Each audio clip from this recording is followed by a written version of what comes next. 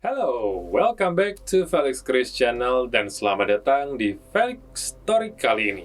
Cerita kali ini sedih karena nggak kebayang bahwa zaman sekarang 2021 udah tahun 2000-an ke atas ternyata masih ada satu sistem yang membuat satu golongan orang itu seolah-olah lebih rendah dibanding orang-orang lainnya. Kalau ini mungkin sistem kayak gini kebayang zaman kerajaan dulu mungkin mungkin ya, atau zaman kolonialisme. Tapi kalau sekarang, kok bisa ya masih ada seperti itu? Nah, kita akan bahas tentang sistem kasta di India.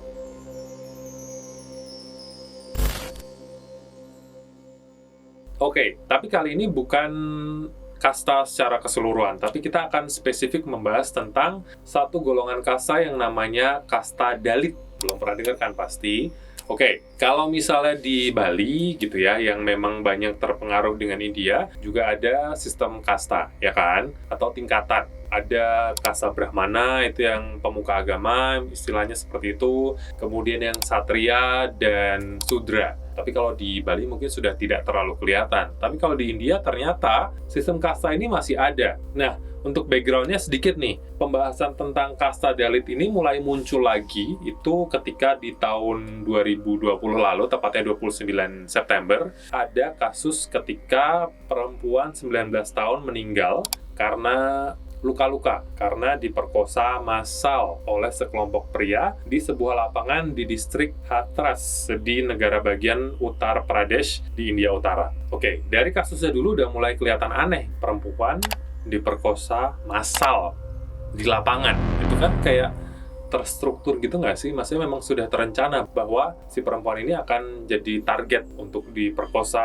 rame-rame. Nah, yang bikin miris adalah ternyata perempuan ini adalah seorang Dalit atau berasal dari kasta Dalit, yaitu adalah kasta paling bawah di India. Sementara 4 pelaku lainnya dan banyak yang lainnya itu dari kasta yang paling atas atau di atasnya kasta Dalit. Jadi istilahnya susah ya, karena perempuan dari kasta rendah, kemudian yang pelaku kejahatannya kasta lebih tinggi, otomatis ya akhirnya nggak fair gitu sistem peradilannya segala macam. Nah, perempuan ini akhirnya sempat bertahan hidup selama 2 minggu di rumah sakit di Delhi, dan sayangnya akhirnya meninggal karena memang luka atau trauma yang muncul karena perlakuan yang buruk dari para pelaku kejahatan ini tadi memang membuat kayak udahlah kebangetan banget gitu ya.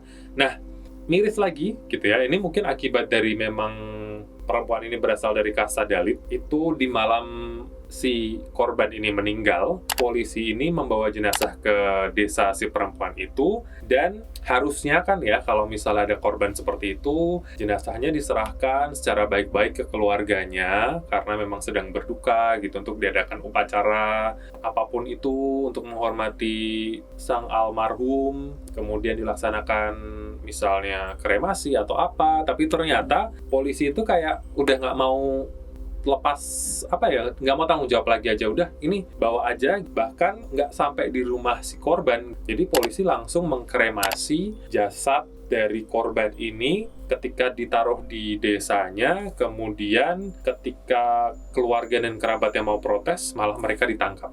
Jadi kayak sembarangan aja gitu, dan bahkan di kremasinya pun dibakar pakai bensin, kayak ditaruh aja, kasih bensin, bakar udah. Jadi kayak memang benar-benar perlakuannya tidak manusiawi dan tidak masuk akal, karena si perempuan ini tadi, sang korban perkosaan ini berasal dari kasta Dalit. Nah, terus sekarang pertanyaan selanjutnya adalah, kenapa kok bisa segitunya? Kasta Dalit itu sebenarnya kasta yang seperti apa? Nah, kalau menurut Biro Sensus India yang dilansir oleh India Express, ini dari tahun 2011, ternyata ada 16,6% warga kasta Dalit dari seluruh populasi di India. Jadi itu sekitar 200 juta orang berasal dari kasta Dalit. Kalau dari namanya dulu, Dalit berarti yang tertindas, atau kalau dalam bahasa Sanskerta atau bahasa Hindi itu yang terpecah atau tercerai-berai. Nah, kasta Dalit ini sebenarnya tidak masuk ke kasta karena mereka ini adalah orang-orang yang tidak bisa digolongkan ke kasta Brahmana, Satria, Waisya, Sudra. Jadi kalau di India ada 4 gitu, yang paling bawah tuh Sudra. Dan bahkan mereka tuh nggak masuk ke kasta paling rendah ini, orang-orang Dalit ini. Makanya kenapa mereka akhirnya diperlakukan juga tidak baik di sana gitu ya. Nah, orang-orang Dalit ini dianggap mencemari masyarakat Hindu sehingga mereka dapat jatah kerjaan yang kotor dengan gaji yang rendah. Misalnya, membersihkan selokan, membersihkan kotoran manusia, dan itu pun nggak pakai alat, istilahnya kayak manual gitu. Mereka pakai serok, sapu, segala macam. Nah, itu tugas mereka sebagai kasta Dalit. Dan bahkan parahnya lagi, mereka juga tidak diberikan proteksi atau alat pelindung. Udah, mereka kayak nyapu di halaman, nyapu daun itu, tapi mereka nyapu atau membersihkan kotoran manusia dan selokan-selokan dan tempat-tempat yang jijik gitu ya istilahnya.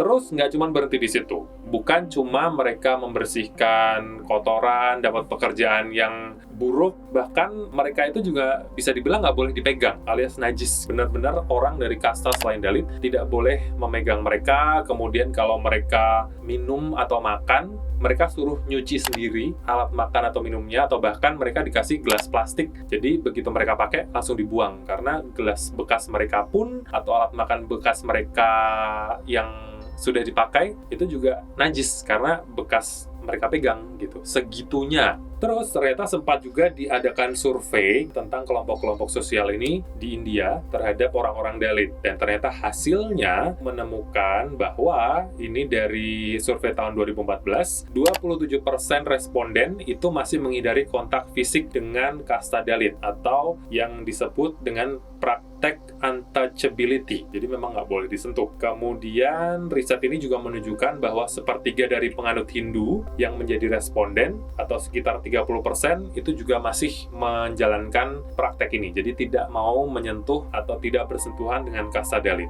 Bukan cuma orang Hindu ternyata, karena di India kan juga banyak dari agama lain. Ternyata dari responden yang sudah ikut survei ini, dari kaum Sikh pun itu sebesar 23% juga nggak mau bersentuhan dengan orang Dalit. Dari warga Muslim sebanyak 18% juga nggak mau bersentuhan dengan warga Dalit. Terus yang Kristen 5% juga tidak mau kontak fisik dengan orang-orang dari kasta Dalit. Jadi istilahnya memang bukan cuman Hindu India yang mempraktekkan untouchability ini atau tidak mau bersinggungan dengan kasta Dalit. Bahkan dari agama-agama lain yang non-Hindu pun juga masih menjalankan praktek ini. Nah, terus ada satu cerita nih, ini sempat juga dimuat di beberapa media gitu ya. Kalau di India Utara, itu ada namanya komunitas Valmiki. Mereka berasal dari kasta Dalit, memang sudah lama diasingkan dari masyarakat. Kemudian mereka itu juga tidak diizinkan minum atau makan di warung-warung. Kemudian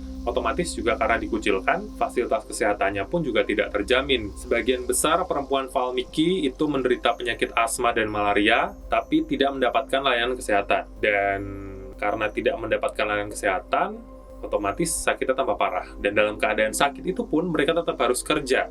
Karena ya gimana gitu, kalau misalnya nggak kerja, nggak dapat upah, nggak dapat duit. Kemudian ada satu cerita lagi dari salah satu warga komunitas Valmiki bernama Santos. Di tahun 92 itu dia nyaris tenggelam ketika membersihkan tangki pembuangan kotoran manusia bareng sama teman-temannya. Satu orang rekannya meninggal dunia, terus si Pak Santos ini sendiri akhirnya harus kehilangan penglihatannya karena mungkin kotor ya, septic tank gitu kan, dia harus membersihkan itu. Dan walaupun dia akhirnya kehilangan penglihatannya atau buta, dia juga tidak mendapatkan ganti rugi apapun karena kejadian itu. Nah, dari sekian banyak kasus-kasus dan praktek untouchability atau tidak mau bersinggungan dengan kasta Dalit ini, terus gimana dari pemerintah India? Apakah ada peraturan yang mengatur agar orang-orang dari kasta Dalit ini tetap bisa diperlakukan secara manusiawi? Ternyata sebenarnya sudah ada peraturannya. Dari pemerintah udah ada undang-undangnya, itu di tahun 1956 sudah ada aturan tentang kesetaraan, yang itu sudah jelas ada di Konstitusi dan UU Penyalahgunaan Kekerasan yang disahkan di tanggal 31 Maret 95. Tapi, walaupun memang sudah ada aturannya, balik lagi, 15% dari populasi Dalit di India itu memang masih dipinggirkan. Jadi, peraturan sudah ada, sudah tertulis hitam di atas putih, tapi prakteknya juga ya nggak ada. Akhirnya tetap aja orang-orang Dalit itu terpinggirkan. Sedih ya, untung di Indonesia sudah tidak ada. Semoga India segera pulih, jadi orang-orang Dalit bisa tetap mendapatkan hak mereka, diperlakukan secara manusiawi, kemudian juga fasilitas kesehatan terutama juga bisa didapatkan oleh warga Dalit. Yes, terima kasih sudah menyimak Balik Story kali ini. Dan jangan lupa tulis komen, tulis apapun lah di kolom komentar ya. Dan terpenting jangan lupa klik subscribe dan like channel Felix Chris. Sampai ketemu!